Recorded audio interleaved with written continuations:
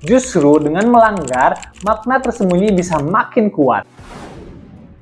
Hey guys, welcome back. Today we will talk about conversational implicature.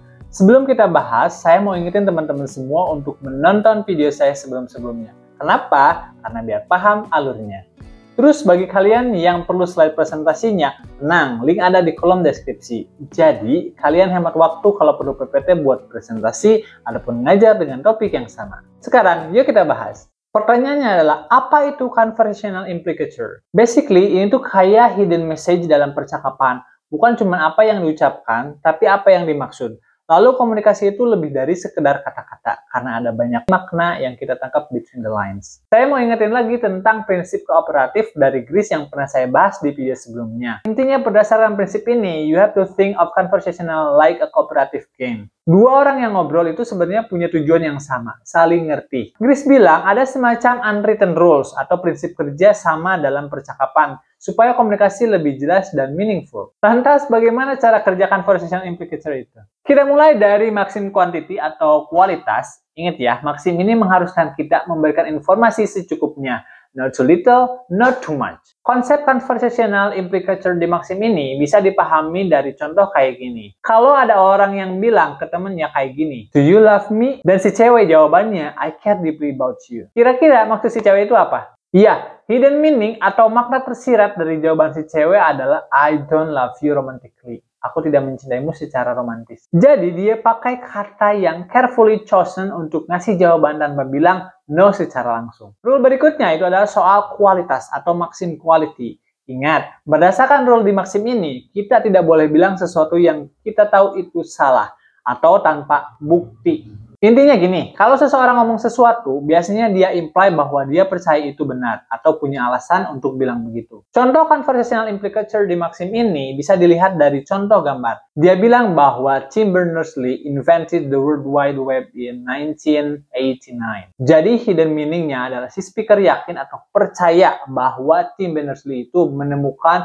World Wide Web di tahun 1989. Selanjutnya conversational implicature di maxim relation. Masih pada ingat nggak rule di maxim relation itu gimana? Oke, intinya informasi yang kita berikan harus relevan ketika berkomunikasi. Kenapa? Agar jelas. Contoh di percakapan berikut, si cowoknya kan nanya, "What time is it?" Si ceweknya jawab, "The museum isn't open yet." Kira-kira apa maksud si cewek?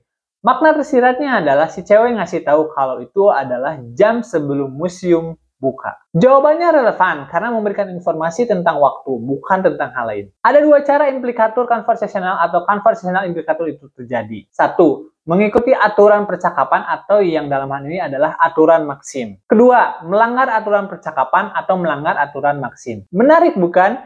Ternyata implikator bisa muncul bukan cuma karena kita nurut sama rules, tapi juga kalau kita sengaja break the rules. Justru dengan melanggar, makna tersembunyi bisa makin kuat. Kadang malah lebih impactful atau lebih memberikan efek tertentu pada percakapan. Bingung nggak? Yuk mari kita lihat contoh pelanggaran percakapan atau pelanggaran maksim. Salah satu pelanggaran maksim yang bakal kita bahas adalah contohnya dari Nelson Mandela. Beliau pernah bilang, "Tony Blair is no longer the Prime Minister of Britain. He is the Foreign Minister of the United States." Tony Blair bukan lagi Perdana Menteri Inggris, dia adalah Menteri Luar Negeri Amerika Serikat. Secara literal, pernyataan ini jelas salah, tapi maksud tersembunyinya adalah kritik tajam bahwa Blair terlalu ikut kebijakan Amerika.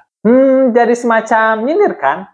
Kira-kira itu melanggar maksim apa? Quality? Ya, betul. Melanggar aturan maksim kualitas atau quality. Karena alih-alih mengatakan sesuatu yang benar, yaitu Tony Blair adalah Perdana Menteri Inggris, si pembicara malah sengaja mengatakan sesuatu yang secara literal pun salah, yaitu Tony Blair adalah menlunya Amerika. Padahal tahu faktanya tidak begitu. Lantas tujuannya apa kira-kira? Tujuannya bukan untuk menyesatkan, tapi untuk mengkritik tajam secara retoris. Menyindir bahwa Blair seperti ikut saja kebijakan Amerika. Jadi ini termasuk contoh flouting the maxim of quality. Sengaja melanggar kejujuran literal untuk menyampaikan makna implisit atau semacam kritik. Oke, mari kita simpulkan. So, the main point is conversational implicature membuat komunikasi lebih kaya dan bermakna. Makna bisa lebih luas daripada kata-kata literal. Dan untuk nangkap itu, kita perlu konteks dan pemahaman tentang rules of conversational atau aturan-aturan percakapan, yaitu maksim-maksim itu tadi. Oke guys, that's all for today. Next time, kita bakal bahas generalized versus particularized implicature. Stay tuned and don't forget to check the PPT kalau mau belajar lebih detail. Dan linknya ada di kolom deskripsi di bawah. Bye-bye!